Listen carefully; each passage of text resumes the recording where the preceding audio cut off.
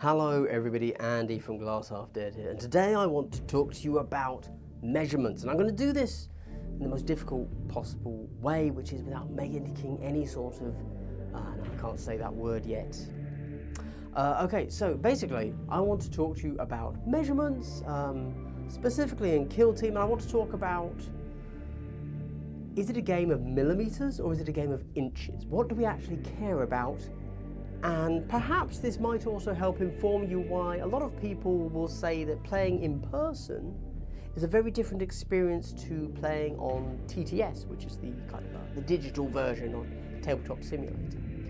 And just kind of then, after I've shown you a few setup examples that are kind of interesting to think about, and how Kill Team is a game based so much around tight measurements, how do other games handle it maybe, and also you can't always play by intent.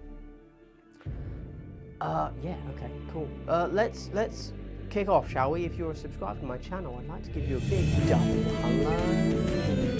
Wow, isn't that amazing? The wholesomeness truly knows no bounds in the world of Glass Half Dead and Kill Team, and other things, I suppose. Hey, if you like what you're seeing here, like, subscribe, leave a comment, all that amazing stuff. I also have a Patreon, it'd be amazing if you went and checked out.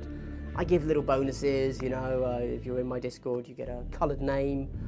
If you're on certain tiers, you get digital files, including the digital file for my objective markers. Cool. All right, let's dive in, shall we? So, measurements.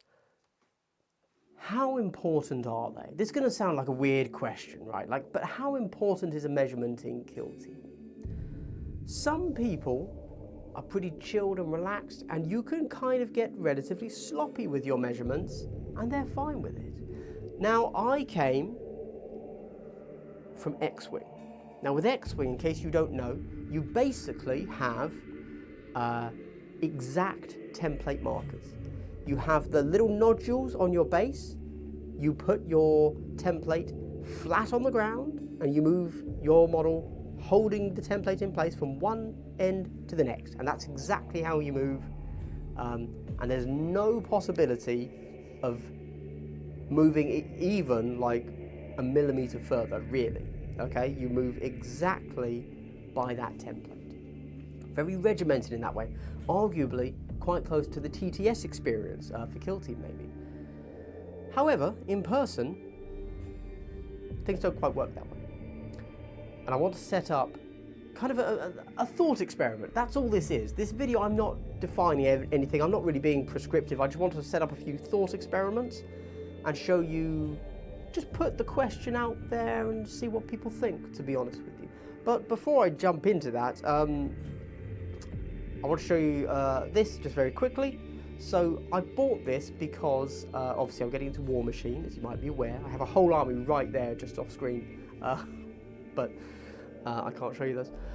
And in War Machine, one of the things I often saw was everybody, for some reason, wouldn't be using their tape measures. And I was like, it's still an inch-based game, why don't people use tape measures? And everybody uses, let me go to it. Everybody uses this. So, obviously, you've got to have your personal bling, right? And so everybody uses one of these, and this is a measure set, which is fine. It's just a bunch of things. Just to clarify, this is by tabletopupgrades.co.uk, who's like the only person in the UK who does this, crazily enough. Yeah, there you go. So this isn't sponsored. I pay full price for this. I'm just pointing it out. Yeah. Cool. So, and what they will do is they will take their various instruments, their implements, their tools, and they will put them down, and they will measure out almost everything. And I didn't really understand it, and I didn't really understand why they would do that, whereas, like in 40k, people don't do that. So I just wanted to kind of expand upon that a little bit. And then when I had the option to buy or not buy extra bling for myself, I obviously went and bought it. Literally, how could I not, you know? So they're just, you know, standard, I think it's a 1/2 inch thick sticks. Where I got Tactical Skew, which is my other channel, in case you're not aware of that. And then my generic logo on the other end. Don't know how that became my generic logo, but it did. There you go. So, with that in mind, what we might do is let's set up 2 dudes. Here we go. Now, obviously, we'd get a 6 out, right? That's how far you move. Cool. And then you need another 6. this set only has 1 of each, obviously. So cool. So you know that you'd move to there, and then you'd have a 6-inch range, right? Nice. So if you're there, you'll be shot. Okay. And that's the kind of thing that I often see in War Machine. And all they're doing here is measuring threat ranges, okay? And it's something that, for whatever reason, I very rarely see done either in 40k or Kill Team or anything else, really. I'm not saying people don't do it, and sure enough, people do it, but it's just not as common practice, and if they do it, they kind of do it very loosely, whereas War Machine, I always saw it being done like really quite strictly almost. So anyway, cool. So let's discuss. Here is something that most of you have probably seen, okay? You have a barricade. Can we see that barricade? Yes, we can. There's your barricade, okay? You move up. Oh, do I have a 1-inch here? Yeah, I do. Okay, nice. That's good. It's lucky. If I can get it out. Nice. Okay. You get it out. You put your 1-inch there. Okay. And you say, boom, just like that. And you will then say to your opponent, are you okay? This is playing by intent. I am within 1 inch of this barricade, but if you are on the other side, I am over 1 inch, so you cannot charge me. Right? Like this is a very common thing that will occur in Kill Team. And 100% can be done. Everybody's fine with it as long as you express it. However, let's get a little bit sloppier. Right? Barricade, I move up. Oh. And then you don't tell me your intent? Okay, well, I'm just gonna... I charge. Okay, all right. You get the point. You get what I'm putting out here. But then because the player A wasn't as aware of, you know, their movement, forgot to say intent, is now chargeable, and that completely ruins player A's plan. What do you do? At this point, do you then say, oh, I'm really sorry, I meant to not be chargeable, but this guy's already charged? Do you take it back? Do you allow them to say, oh, I thought I couldn't be charged? Or do you say, oh, but I can? Okay, next up, we have something a little bit more topical perhaps. So 6-inch, we know we're going to dash as well. Let's take the 9. There you go. That's a nice single straight line. Move dash. 6-inch shoot. No, let's move it all up, sorry. A little bit too far. Boom. Then 6-inch from there. We're just touching the base. Excellent. There we go. It's a beautiful move dash shoot. Right there. Beautiful, beautiful. People do not do this. This is nice and obvious, right? Okay, let me make it clearer. This is a legal move. This isn't a legal move. Sorry, to get the shot, I mean, right? And this is kind of what I want to talk about here in this game. The difference between this and this is literally nothing. It's a few mil, tops. Between this and this. Nothing. It's not even you accidentally knocking a model. It could be you leaning on the table. And if you're on the right type of table, it makes the model just edge forwards or backwards a bit.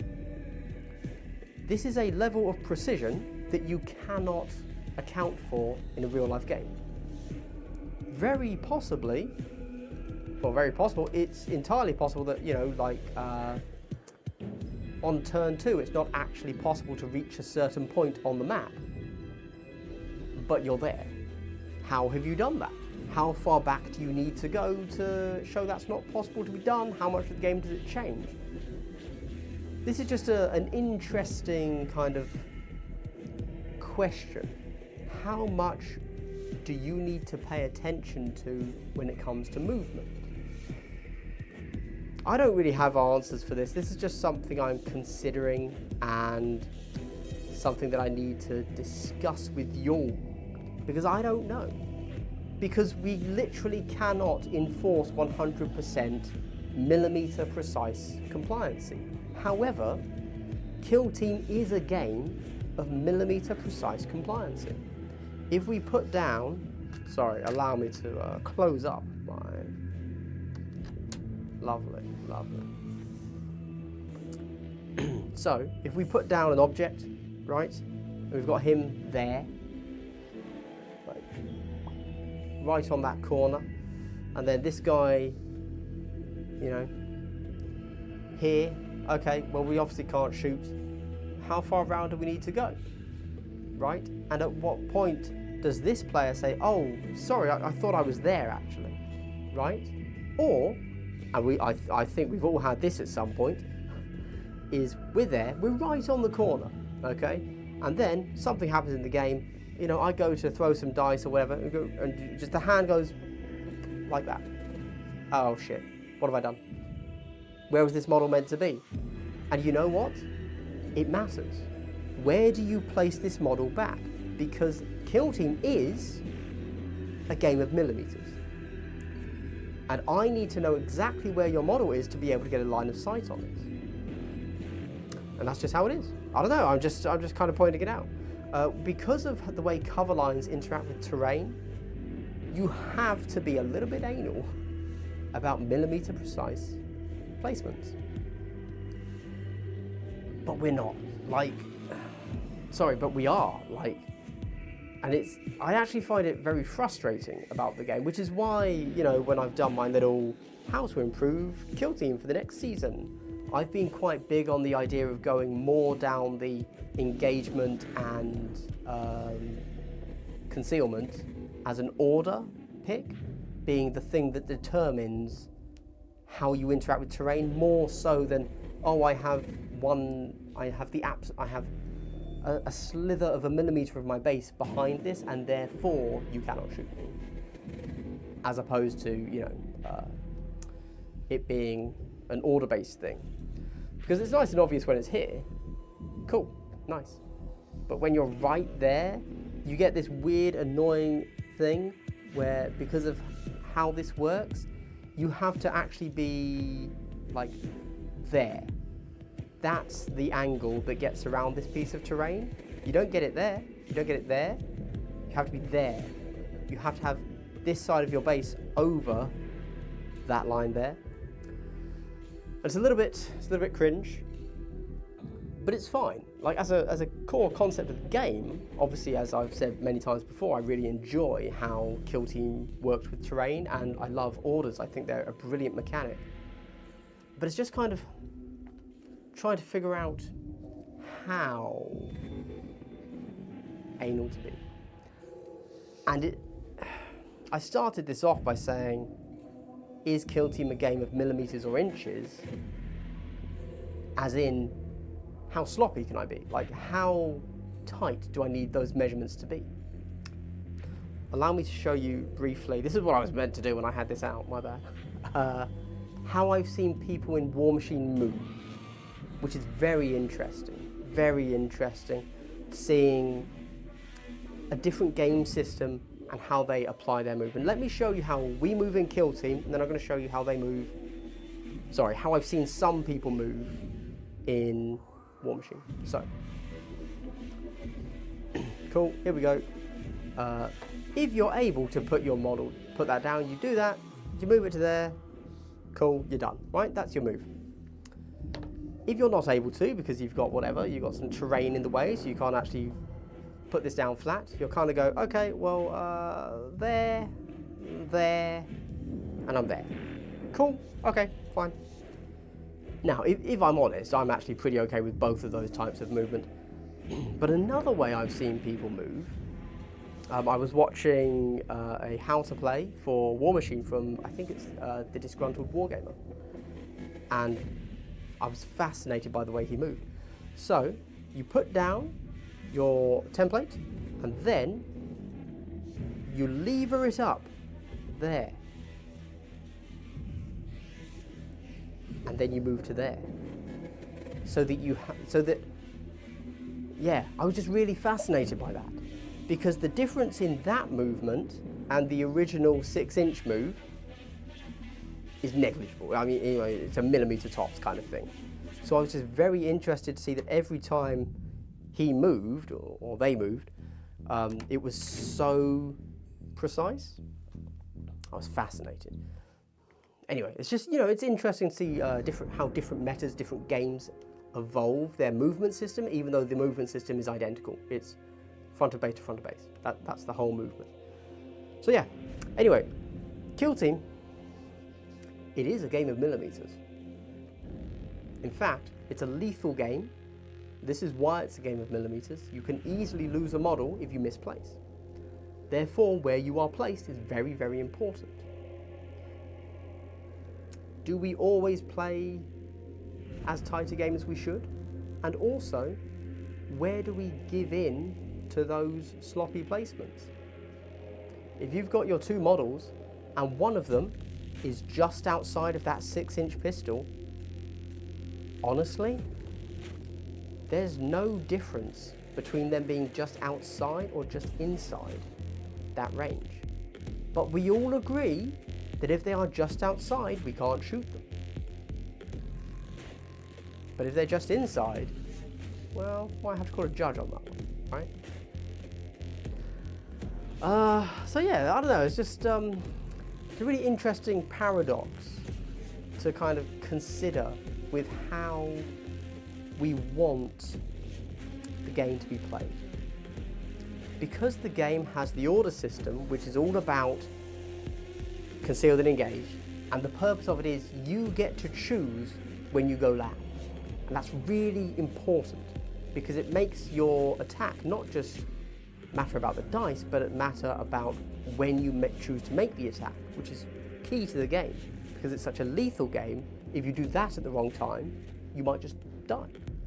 So, it's very important, but I still think that perhaps too many people view Kill Team, which is a skirmish game, those outside of it, getting into it, think skirmish game, faster, cheaper, less serious. But that's not what Kill Team is at all. Kill Team's a deadly serious game, you know? Like, it's a tighter rule set than 40k. It's a better rule set than 40k too. How about that? Turns out you can do both. There you go. Anyway, I don't have any answers for you here. I'm just curious about what your thoughts are about those little hypotheticals I showed there. If you forget to say what you've done when playing by intent, do you still get to do that little take back and say, oh, sorry, I forgot, I meant to say this?